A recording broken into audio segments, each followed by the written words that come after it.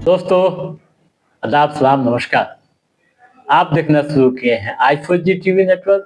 मैं हूं इंतजार उल्लाह। आज के इस खास वीडियो शो में हम एक बार फिर बात करने जा रहे हैं कॉकरोच जनता पार्टी के संयोजक या यूं कहूं कि संस्थापक अभिजीत दीपके की उस रणनीति के बारे में जिसको लेकर पूरे देश में चर्चाएं हो रही है। अलग अलग तरीके से तर्क भी दिए जा रहे हैं। सियासी बहसें भी देश की राजधानी दिल्ली से लेकर गांव की गलियारों तक हो रही है। क्या है पूरा मामला और क्या करने जा रहे हैं दीपके, टू द पॉइंट हम आपको बताने जा रहे हैं। आप ध्यान से सुनिएगा, समझिएगा तथा इस मामले में क्या समझ रखते हैं आप अपना सुझाव भी कमेंट बॉक्स में जरूर दीजिएगा। दोस्तों, अभिजीत दीपके 6 जून को भारत आ रहे हैं। दिल्ली के जंतर मंतर पर वे अपने समर्थकों के साथ शांतिपूर्ण प्रदर्शन करेंगे। फिलहाल वे अमेरिका में हैं।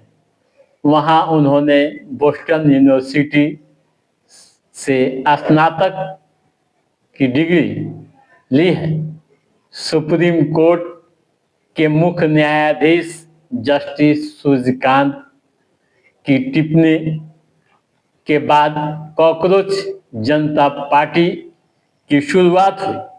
सोशल मीडिया एक्स पर अपनी रणनीतियों को साझा करते हुए तमाम तरह की जानकारी अभिजीत दीपके ने दी है। उन्होंने कहा है कि मैं अपने देश और अपने घर भारत वापस लौट रहा हूं। शिक्षा मंत्री धर्मेंद्र प्रधान से इस्तीफा मांगने के लिए। जी साथियों, धर्मेंद्र प्रधान जो भारत के शिक्षा मंत्री हैं, उनसे इस्तीफा मांगने के लिए अभिजीत दीपके भारत आ रहे हैं। उन्होंने कहा है कि हम इतने दिन से सोशल मीडिया पर आवाज उठा रहे हैं कि पेपर लीक के कारण नीट के जिन बच्चों ने सुसाइड किया और लाखों स्टूडेंट्स की मेहनत बर्बाद हुई, उसके लिए धर्मेंद्र प्रधान को इस्तीफा देना ही चाहिए। 8 लाख बच्चों ने हमारी पिटीशन पर साइन किया है। करोड़ों लोगों ने सोशल मीडिया पर इस मांग का जबरदस्त तरीके से समर्थन किया है। देश में दिल्ली, लखनऊ और जयपुर समेत कई जगहों पर इसको लेकर प्रदर्शन हो रहे हैं, लेकिन फिर भी इनको कोई फर्क नहीं पड़ रहा है। नीट के 22 लाख स्टूडेंट्स, सीबीएसई के 17 लाख स्टूडेंट्स और एसएससी जीडी के 40 लाख स्टूडेंट्स, ऐसे में 1 करोड़ से ज्यादा स्टूडेंट हैं जिनकी जिंदगी के साथ सिस्टम ने मजाक किया है। इसकी वजह से स्टूडेंट्स अपने भविष्य को लेकर परेशान हैं और इसकी जिम्मेदारी किसी को तो लेनी ही होगी। उन्होंने आगे कहा है कि इतनी बड़ी गलती के बावजूद शिक्षा मंत्री इस्तीफा नहीं देते हैं, तो इसका मतलब है कि देश में अकाउंटेबिलिटी नाम की कोई चीज नहीं रह गई है या नहीं बची है। ऐसा लगता है कि सिस्टम जितना चाहे उतनी गलतियां कर सकता है और उसके कोई नतीजे नहीं होंगे। ऐसा कब तक चलेगा? इसलिए वक्त आ चुका है कि हम सबको साथ आना होगा और भारत के संविधान के रास्ते पर चलते हुए शांतिपूर्ण अपनी आवाज उठाते हुए धर्मेंद्र प्रधान के इस्तीफे की मांग करनी होगी। उन्होंने कहा कि अगर हम साथ मिलकर आवाज उठाएंगे तो इनको हमारी बात माननी होगी। मैंने फैसला लिया है कि 6 जून शनिवार की सुबह दिल्ली आऊंगा। आप सब मुझे एयरपोर्ट पर मिलिए।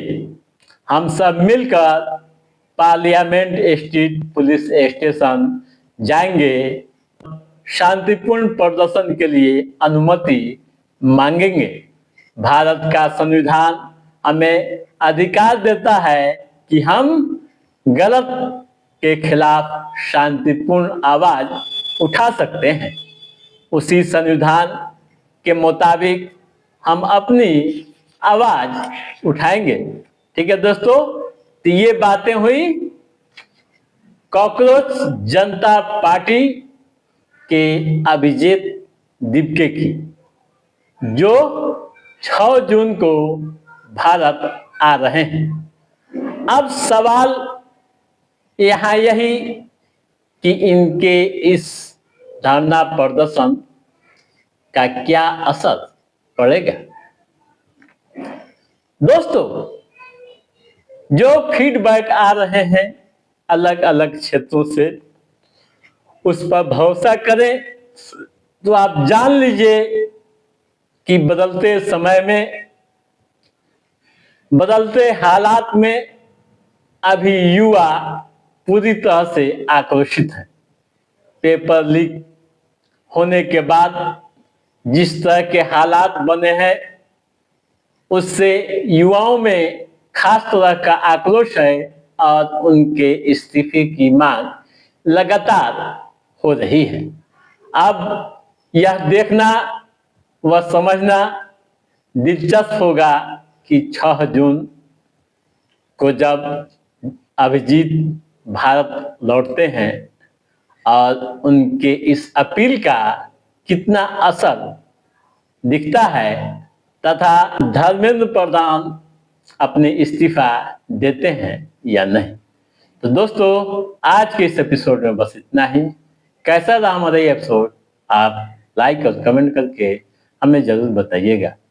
यदि आपने हमारे चैनल को सब्सक्राइब नहीं किया है तो सब्सक्राइब भी कीजिएगा, ताकि इस तरह की महत्वपूर्ण जानकारियों से संबंधित जो भी कोई अपडेट हो उसे हम समय समय पर आपके बीच पहुंचाते रहेंगे। तब तक आप अपने दोस्त को दीजिए इजाजत। नमस्कार।